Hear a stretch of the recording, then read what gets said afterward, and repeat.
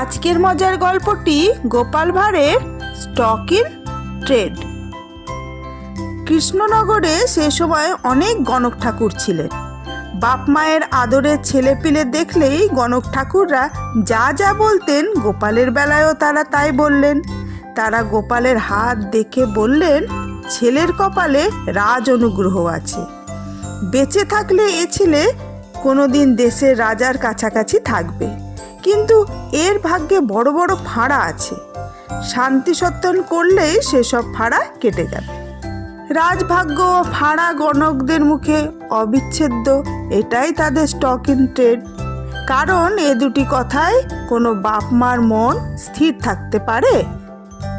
কোনো কৃপণ মা বাবার টাকার থলির মুখ এর পরেও বন্ধ থাকতে পারে?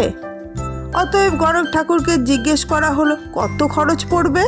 গণক ঠাকুর হেসে বলল, খরচ আর এমন বেশি কি, বলতে গেলে এক প্রকার কিছুই লাগবে না।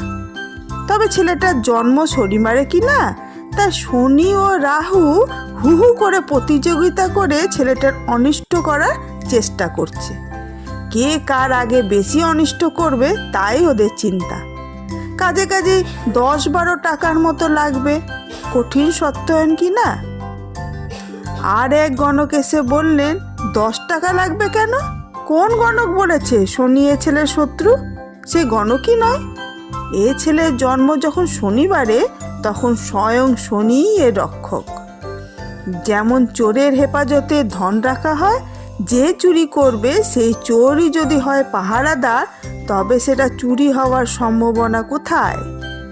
শনি এই ছেলের রক্ষক হওয়ায় স্বয়ং বৃহস্পতি এই ছেলের প্রতি অনুকম্পা করবে।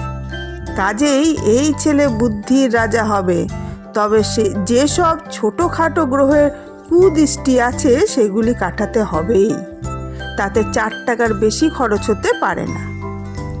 এই গণক ঠাকুরই ভালো, বোঝেও ভালো, অথচ সস্তাও।